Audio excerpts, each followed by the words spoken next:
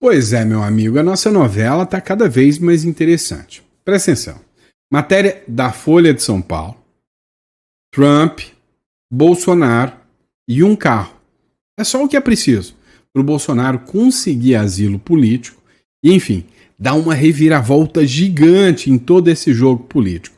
Já pensou o Bolsonaro livre, lá dos Estados Unidos, podendo gravar, podendo fazer vídeo, coisa que eles não vão dar conta de segurá-lo se ele estiver lá, influenciando as eleições aqui no Brasil em 2026, se ele não conseguir reverter a decisão? Nós vamos falar sobre isso. Saiu uma matéria muito interessante da Folha de São Paulo que me acendeu um alerta sobre isso. Vamos falar também do Maduro, né? Pois é. Você já viu falar no tal do El Pojo Carvajal. Ele você já conhece. Agora, tem uma outra figura muito conhecida da Venezuela também. É o Padrinho. Um dos líderes supremos atuais do exército venezuelano. Surgiu uma espécie de reunião que aconteceu agora entre a China e o Maduro. E a China está em todas, né? Acabou de entrar como alvo de uma discussão. Uma ação chinesa aqui em terras brasileiras levantou a atenção dos americanos. Os americanos querem saber. Teve uma operação que aconteceu dentro do Brasil, pelos chineses, e que os Estados Unidos falou tem coisa errada aí. Pediu esclarecimentos para o Brasil acerca dessa negociação. Tem gente que fala, né, acerca de influência brasileira nessa história aí, nesse negócio da China, se é que a gente pode dizer assim. Vamos lá, outra matéria que eu quero conversar com vocês. O PT, de novo o PT, acionou a Procuradoria-Geral da República e fez acusações contra o partido do Bolsonaro. Mas essas acusações que eles fizeram têm um motivo sórdido. E eu vou te explicar qual seria este motivo, tá bom? Então, fiquem todos ligados, nós vamos falar também de um caso de prisão, né, uma prisão no exterior, acerca de um julgamento de extradição, enquanto a deputada brasileira aguarda a extradição, ela permanece presa na Itália. Nós vamos falar sobre isso aqui também, tá? Então tem muita informação importante, não esqueça de se inscrever, curtir, compartilhar e bora pra cima. Eu sei que você quer saber de tudo que está acontecendo no Brasil e no mundo e a gente está aqui pra gente bater mais um papo. Vamos lá, você deve estar sabendo que teve a ordem do ministro Supremo Alexandre de Moraes que determinou que a polícia comece a monitorar a casa do Bolsonaro. Uma decisão, né, absurda. Inclusive, a Polícia Federal pediu que policiais ficassem dentro da casa do Bolsonaro. Várias pessoas se manifestaram, o Jeffrey Chiquini, por exemplo, e muitos outros também. Eles se manifestaram no sentido de que essa decisão é absurda, sem precedentes. A Polícia Penal do Distrito Federal começou nesta quarta-feira a monitorar de forma integral o entorno da casa do ex-presidente Bolsonaro, dentro do condomínio onde mora, na região do Jardim Botânico. Tá, isso aqui é notícia velha, você deve ter ficado até bravo comigo. Olha, o Santo tá me trazendo notícia velha. Calma, calma, não é à toa que eu coloquei essa notícia, que é de ontem, né? De ontem já é velha, né? É porque tem um motivo. Lembra que o dia que o Lindbergh Farias fez um vídeo declarando que o Bolsonaro poderia fugir, eu fiz uma explicação para vocês sobre a aplicação, né, da questão consular e diplomática, que sim, o Bolsonaro poderia literalmente ter um asilo político de forma muito fácil, causando assim um conflito diplomático aqui no Brasil. Dá uma olhada nessa matéria da Folha de São Paulo só para confirmar aquilo que eu te falei. Bolsonaro poderia sim buscar asilo até dentro de um carro consular. Exatamente aquilo que eu expliquei para vocês. A Convenção de Viena sobre Relações Diplomáticas diz, dentro do seu artigo 22, que os meios de transporte das missões diplomáticas não poderão ser objeto de busca, requisição, embargo ou medida de execução. Assim, o ex-presidente poderia causar um incidente internacional se fosse recolhido em casa por qualquer veículo identificado com placa de serviço consular, a antiga placa azul. Ou seja, A ordem que foi dada pelo ministro Alexandre de Moraes, como todo mundo percebeu, era justamente para que o Bolsonaro não pudesse escapar. A ordem dada nesta terça-feira pelo ministro Alexandre de Moraes, do Supremo Tribunal Federal, para que a Polícia Federal fique lá 24 horas por dia e vigie a casa de Bolsonaro, é uma medida que busca evitar que o ex-presidente entre em um carro de qualquer embaixada ou consulado e requeira asilo diplomático. Agora, a grande questão é a seguinte: será mesmo que o Bolsonaro tem interesse de fugir? Porque o que não faltou para ele foi chance, né, de fugir. E aí, olha só, dentro da Convenção de Viena, se o Bolsonaro entrasse dentro de um carro e tivesse sendo conduzido à embaixada americana, por exemplo, se houvesse qualquer tentativa de interceptar o carro, se esse carro fosse alvo de um tiro que fosse, era como se o território norte-americano tivesse sido atacado. Seria algo suficiente e necessário para explodir uma guerra no Brasil contra os Estados Unidos. Seria como se o Brasil tivesse ido lá nos Estados Unidos e jogado uma bomba lá. É a mesma coisa que aconteceria se um órgão governamental, né, se o governo brasileiro atacar, por exemplo, um carro americano aqui. Entenderam? O jogo não é brincadeira, não. E aí, a gente já teve um caso assim semelhante, bem semelhante. Você já ouviu falar do caso do cardeal Joseph? É o seguinte, o cardeal Joseph viveu por muito tempo na embaixada de Budapeste.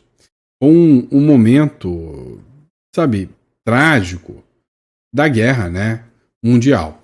Joseph foi um cardeal católico romano, ordenado logo após a Segunda Guerra Mundial, que resistiu firmemente aos governos fascistas e mais tarde ao governo comunista que governara uma Hungria. Sua feroz oposição ao novo regime levou à sua prisão em 26 de dezembro de 1948. Presta atenção nisso aqui. Ele foi acusado de traição e conspiração. Vocês já perceberam que é sempre a mesma coisa? Esses governos comunistas, sempre a mesma coisa.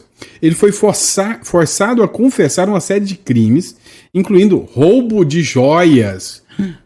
Olha só que isso aqui aconteceu lá em 48. Então ele foi acusado de roubo de joias, né, da Hungria. E o planejamento, né, de uma terceira guerra mundial, e que uma vez vencida a guerra pelos americanos, ele próprio assumiria o poder político da Hungria. Ou seja, parece que vão-se os dedos, ficam os anéis, né? Ou seja, sempre a mesma historinha. Sempre o mesmo modus operandi da esquerda. Vamos lá, pessoal. A gente está fazendo uma cobertura completa sobre esse caso do Nicolás Maduro. Interessantíssimo esse caso. Agora, dá uma olhada nessa matéria aqui. A China tá bem alinhada e mandando ali, né, uma colherzinha de pau sempre nessa história da Venezuela. Dá uma olhada nessa matéria aqui publicada pelo Ivan Kleber. Olha só, a Venezuela e China. O Ministério da Defesa da Venezuela e o embaixador chinês do país estiveram reunidos nessa terça-feira, dia 26. O Padrino Lopes e Lan Hu se juntaram, né, para analisar o progresso e a perspectiva da cooperação bilateral entre as duas nações. Entre nós, né? Olha, a maioria dessa turma, quando o bicho pega, eles correm para pedir ajuda para a China, né? No caso aqui, a gente já percebe que a China não vai fazer nada. Estão perdendo tempo em achar que esse negócio de falar com a China, de chamar a ajuda da China, é uma conversa daqui, é uma ligaçãozinha dali que não dá em nada. Inclusive, foi feita até uma matéria falando que o pessoal da China se opunha à invasão do governo Trump contra a Venezuela. Conversa fiada. Dá uma olhada nessa matéria da Gazeta do Povo. Quem é o padrinho? Chefe do exército e braço direito de Maduro na Venezuela. O Vladimir Padrinho Lopes é o ministro da Defesa da Venezuela e atua como o chefe de gabinete informal do ditador da Venezuela, o Nicolás Maduro. Chamado pelos venezuelanos de o Padrinho, em referência ao seu nome e ao título em espanhol do filme O Poderoso Chefão, Vladimir Padrinho Lopes é o ministro da Defesa da Venezuela desde 2014, mas atua também como chefe de gabinete informal do ditador Nicolás Maduro. O padrinho é uma figura que está sendo acusada agora pelos Estados Unidos também de ser um dos integrantes e chefe dos cartéis do Cartel de los Soles, né, o Cartel dos Sóis, que é quem os Estados Unidos acusa de ser um grupo narcoterrorista liderado pelo Maduro, e o padrinho também está na linha de frente aqui deste caso. E aí, como eu disse para vocês, matéria da CNN, né, a China critica o envio de navios de guerra dos Estados Unidos para a costa da Venezuela. Mas não vai parar disso, não vai mudar disso. A porta-voz do Ministério das Relações Exteriores, Mao Ning, diz que Pequim espera mais ações que conduzam à paz e à segurança na América Latina e no Caribe. A realidade dos fatos é que nem a China está disposta a comprar essa briga, não. A China sabe que hoje comprar uma briga com os Estados Unidos seria uma loucura, um tiro no pé que poderia, sem sombra de dúvidas, devastar a economia chinesa ou americana. E cá entre nós, a China não está disposta a fazer uma aposta desse nível, né? Principalmente para salvar Maduro, né? Então, cara, não adianta ficar latindo como um cachorrinho vira-lata, indo atrás da China. Isso não vai mesmo resolver em nada. Mas sabe o que é interessante? Saindo da Venezuela e brotando aqui no Brasil, é impressionante, né? Essa turma, eles gritam muito sobre soberania, sobre defesa da soberania, mas na hora H é para a China que eles vão pedir ajuda, é para a China que eles vão se entregar, ficam literalmente quatro para a própria China, né? Dá uma olhada nessa matéria aqui. Essa matéria está gerando uma repercussão gigantesca. Olha, a Anglo American vende minas do Brasil à China. Ué, é uma empresa brasileira vendendo produtos para a China. Até aí tá tudo bem, não é? Quase. Mas teve uma proposta maior. A venda incluiu operações de níquel em Goiás, projetos no Pará, Mato Grosso, e a concorrente contesta no Brasil e na União Europeia. Como assim contesta? O que aconteceu? Uma empresa chinesa veio e fez uma proposta para comprar uma empresa brasileira, a Anglo American. É uma mineradora britânica que estava atuando aqui no Brasil, desde 2025. Há muito tempo, desculpe. E aí, em 2025, foi feita uma pressão para que ela pudesse vender, né, produtos aqui, vender a própria empresa. Olha só, níquel brasileiro é vendido à China por 500 milhões, mesmo com a oferta holandesa de 900 milhões, quase o dobro. Dá uma olhada aqui, a Anglo American, mineradora britânica, anunciou em fevereiro de 2025 a venda de 2 operações de níquel no Brasil, para MMG Limited, subsidiária da estatal chinesa, e a transição inclui os complexos de Barro Alto e Codemim, localizado em Goiás, além de projetos em andamento no Pará, Mato Grosso. Com essa aquisição, a MMG passa a controlar cerca de 60% da produção nacional de níquel, consolidando a posição da China como principal player global no setor, ou seja, a maior compradora de níquel do Brasil, aí com 60% da produção sendo escoada para a China. A Corex Holding, ligada ao grupo turco Yildiz, sediada na Holanda, contestou a venda, alegando que a proposta de 900 milhões foi ignorada. Vem cá, por que cargas d'água você põe uma empresa à venda? Uma pessoa vem e te oferece 900 milhões de dólares. E aí você prefere vender para outra por 500. Não faz sentido. Mas não faz o menor sentido. O que está sendo acusado aqui? Pois é, eles acusam de pressão do governo brasileiro para favorecer e beneficiar a China, a empresa chinesa. Isso gerou uma repercussão sem precedentes. Olha só, o Times Brasil fez uma publicação onde, nesse trecho aqui, eles questionam, né, o porquê que essa empresa foi vendida para uma chinesa, sendo que uma holandesa queria pagar mais. Escuta só esse trechinho. As siderúrgicas dos Estados Unidos enviaram uma carta ao representante comercial americano questionando a compra das minas de níquel da Anglo American no Brasil por uma mineradora chinesa. A associação que representa o setor pediu ao governo Trump que levante preocupações junto a Brasília. O argumento é que as instalações a serem adquiridas incluem operações integradas de mineração e de refino. Juntas, as reservas brasileiras e indonésias, já dominadas por Pequim, representam quase metade dos recursos totais de níquel do mundo. O Brasil tem a terceira maior reserva de níquel do planeta, atrás da Indonésia e da Austrália. O metal é essencial para a produção de aço inoxidável. A produção dos chamados minerais críticos, como lítio e terras raras, é um ponto de atrito também entre Estados Unidos e China. Sobre as queixas dos empresários americanos, a gente vai conversar agora com o Ronaldo Carmona, que é professor de geopolítica da escola. Pois é, pessoal. O que a gente precisa entender, né, nesse caso aqui da China? Veja, né, que o grupo holandês pediu para os Estados Unidos abrirem uma investigação contra o Brasil. O Brasil está sendo alvo de uma investigação chamada Seção 301. Essa seção 301, ela justamente é utilizada para investigar práticas comerciais abusivas do Brasil. A empresa holandesa acusa que, nesse caso, que uma empresa chinesa foi favorecida em detrimento de uma empresa que ofereceu quase o dobro de outro país, uma europeia.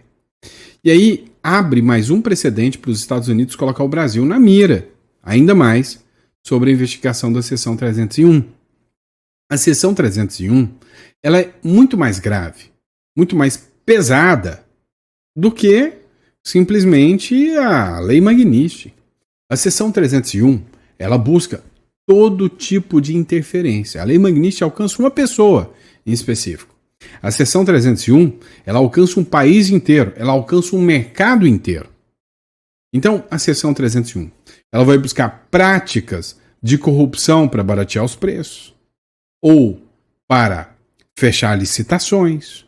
Ela vai buscar pressão de um país para favorecer um ou outro mercado em detrimento ao mercado americano. E aí, se isso realmente for descoberto, as sanções da seção 301 são muito, mas muito mais pesadas do que as sanções, né, da Lei Magnitsky. Não tenha dúvidas disso. E aí, na sua opinião, teve pressão do Brasil para que fosse vendido a empresa por quase metade do valor ou é estratégia de mercado? O que é a sua opinião? Vamos lá, pessoal. Não para por aqui, né? Quando a gente pensa que já viu de tudo, sempre tem mais. O PT só pensa naquilo, literalmente. O PT acionou agora a PGR e acusou o Trump de influenciar o partido do Bolsonaro. Peraí, eu vou atrás do Bolsonaro. Eu vou atrás dos deputados, amigos do Bolsonaro. Agora, eu preciso derrubar também o partido do Bolsonaro. Segundo essa matéria do Metrópolis, o PT protocolou uma representação na Procuradoria-Geral da República pedindo uma investigação sobre uma suposta interferência do presidente dos Estados Unidos, o Donald Trump, no Partido Liberal, que é o PL, a legenda do Bolsonaro, né, da qual ele é afiliado. O documento foi apresentado em 25 de agosto pelo Conselho de Ética do PT em Sapucaia do Sul, pelo conselheiro, né, Leonardo Carvalho do PT. Na manifestação, o dirigente solicita, abre aspas, investigação criminal, administrativa e principalmente eleitoral, a respeito de interferência direta em partido político no Brasil, no Partido Liberal, atribuída a Trump. Segundo o texto, o objetivo seria tomar para si o controle do PL com o apoio de Bolsonaro e outros. A denúncia se baseia em relatos de Maria Cristina Mendes Caldeira, ex-mulher de Valdemar da Costa Neto. Ela afirmou, em encontro com representantes do PT, em 18 de maio de 2024, que Trump tentou oferecer ajuda financeira em um processo judicial nos Estados Unidos, em troca de apoio para retirar Valdemar da presidência do PL. Se Trump ganha a eleição no dia seguinte, Valdemar está fora do PL, disse Maria Cristina, segundo a peça.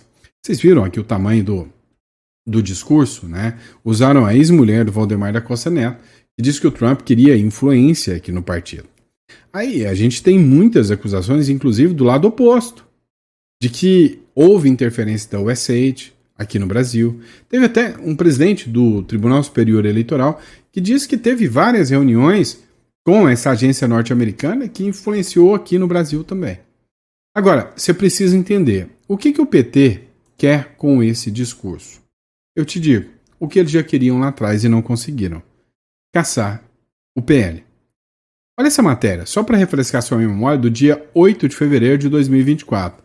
Após a PF ligar o PL à tentativa de golpe, o senador pediu à Procuradoria-Geral da República investigação e cassação do registro do partido. Humberto Costa, do PT, defendeu a apuração sobre possível desvio de recursos para financiar planos golpistas nas eleições de 2022. A investigação da PF apontou que endereço financiado pela sigla foi utilizado para discutir a minuta do decreto golpista. Ou seja, os caras não cansam, né? O Sanderson, à época, se manifestou, disse o seguinte, acabar com o PL é antidemocrático, diz a CNN, presidente da Comissão de Segurança da Câmara. A verdade é que eles sempre quiseram, e não vão desistir tão fácil, de tentar pôr fim, né, ao Partido Liberal, ao PL. Agora, tem um caso. Há uma acusação contra o PT de um ex-general venezuelano, inclusive matéria da Record, que trata sobre esse caso. E a gente está falando do Hugo Carvajal, né? No caso aqui é sobre o Hugo Carvajal. Olha só, o ex-diretor de inteligência da Venezuela confessa crime de narcotráfico. Hugo El Pojo Carvajal pode pegar prisão perpétua nos Estados Unidos. Essa matéria não é antiga, é matéria de ontem. O que acontece? O Hugo El Pojo Carvajal, ele fugiu para a Espanha. Chegando lá na Espanha, ele foi preso. Ao ser preso na Espanha, ele enviou uma carta ao juiz dizendo que ele sabia toda a rota dos recursos do narcotráfico. E para quem esses recursos foram? Inclusive, disse que tinham vários partidos de esquerda aqui no Brasil. Muitos você já conhece muito bem. A deputada federal Carla Zambelli, na época, entrou com ação contra o PT, dizendo que o PT tinha recebido, através do Foro de São Paulo, dinheiro do narcotráfico da Venezuela. Em vez de investigar o caso, a Carla Zambelli foi investigada pela denúncia que ela fez. Agora, o Hugo Carvajal foi preso nos Estados Unidos e pode pegar prisão perpétua. Porém, as más línguas dizem que o Donald Trump fez uma proposta. Nessa proposta, se o Hugo Carvajal conta tudo que sabe, qual é a rede, quem participou, quem esteve envolvido, pode haver um acordo de delação premiada que pode reduzir a pena e muito do Hugo Carvajal. Só que o detalhe é que se esse acordo acontecer, literalmente vai colocar muita gente em pânico total. Eu tô torcendo para ver isso. Vamos lá, pessoal, matéria da Globo aqui, do G1. Zambelli seguirá presa até nova decisão no processo de extradição. Pois é, a situação da Carla Zambelli não está nada fácil, né? Ela foi presa na Itália depois de se apresentar. Tem um pedido onde ela já foi condenada aqui no Brasil, ela já foi julgada e condenada. Já não tem mais recurso. E o ministro do Supremo, Alexandre de Moraes, pediu a extradição da Carla Zambelli. A Carla Zambelli se entregou às autoridades e aí ela acabou sendo destinada à prisão. Muita gente levantou aqui vários questionamentos dizendo por que a Carla Zambelli foi para a Itália? Ela estava nos Estados Unidos, por que ela não ficou lá? Até eu me questiono qual foi o propósito dela de ir para a Itália, né? Mas o fato é que ela está presa ainda. A audiência em Roma, considerada foragida da justiça brasileira, a deputada federal Carla Zambelli vai seguir presa na Itália enquanto aguarda uma nova decisão do processo que julga a sua extradição para o Brasil, que pode levar anos, tá? Zambelli voltou nesta quarta-feira a um tribunal de Roma, na Itália, para uma audiência dentro do processo, em que a justiça italiana analisa o pedido de extradição feito por autoridades brasileiras. A defesa da deputada, licenciada, também solicitava que ela aguardasse pela decisão em liberdade. A decisão dessa quarta-feira, no Tribunal de Apelação da capital italiana, determinou, sem decisão, E Zambelli terminou sem decisão e Zambelli, portanto, seguirá presa enquanto espera um novo julgamento e um parecer da justiça italiana. Ou seja, a Carla Zambelli vai continuar aguardando, né, em presídio lá dentro da Itália, né? Meu amigo, o caso da Zambelli foi o seguinte. Ela foi para a Europa e, até onde se sabe, ela pretendia fazer como o Eduardo Bolsonaro, né? Ela acreditava que pedido de extradição ia ser negado, que ela ia ser reconhecida como presa política, assim como o caso do Oswaldo Stacchio, né? Que também foi para a Espanha, mas está livre. E a Carla Zambelli foi para a Itália, mas não está livre. E ainda mais porque ela acreditou que na Itália ela teria um maior apoio, talvez, da própria Giorgia Meloni, que é hoje a primeira-ministra da Itália, né? Mas parece que não deu muito bom para Carla Zambelli, não. Vamos lá, pessoal. Outra matéria importante aqui. Vamos falar de imigração. Não, e não é propaganda. Ainda não, tá? O Consulado do Brasil em Lisboa alertou para brasileiros sobre risco de prisão. Sinceramente, é preocupante o resultado, né, final para pessoas que estão em situação irregular em Portugal. Vão ser presas. Vão ser presas. É por isso que eu sempre falo para vocês, a pior hipótese que você tem é estar numa situação irregular em outro país. Eu quero que você entenda o seguinte, tá? Quando você tem algum problema criminal, seja o que for, você não consegue residência em lugar nenhum. Então, você tem que criar um plano para se proteger enquanto você não tem esse problema. O Consulado do Brasil em Lisboa divulgou nesta segunda-feira um alerta e uma série de orientações aos brasileiros sobre o início das operações da Unidade Nacional de Estrangeiros e Fronteiras, UNICEF, iniciada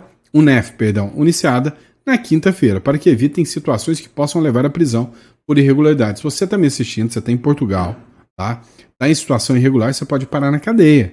Segundo a postagem, a nova unidade subordinada à Polícia de Segurança Pública de Portugal tem competência legal para controlar a permanência de estrangeiros em território português, bem como realizar processos de retorno voluntário e expulsão e afastamento coercitivo. A criação da unidade tem como objetivo fiscalizar e controlar a imigração ilegal em todo o território português, né? Hoje é furada você tá como imigrante legal. E aí eu sempre falo para vocês, né, o caso que aconteceu aqui, por exemplo, né, dos presos do 8 de janeiro, que literalmente tiveram que ir para outro país, né, outro lugar, e de repente chegam naquele lugar, sabe, sem um documento, sem a possibilidade de estar naquele lugar, e aí acaba sendo foragido, vive com medo a vida inteira. A gente viu uma série de casos aqui dos presos do 8 de janeiro. Então é por isso que eu sempre falo para vocês, sabe, preocupe enquanto você tem a possibilidade de ter um plano B, uma segunda residência, tá? E se você precisa de ajuda, eu estou aqui disposto a te ajudar. Se entra em contato aqui, entre em contato conosco, vai ser um prazer estar te dando as orientações. Só se agendar a consulta, a gente está aqui para te atender, tá bom? Se você ficou até o final do vídeo, coloque aí no comentário, gostei do vídeo, achei muito bom. Se não gostou, pode falar também. É sempre um prazer estar aqui com vocês e bater um papo com vocês, tá bom? Um grande abraço e até o próximo editorial.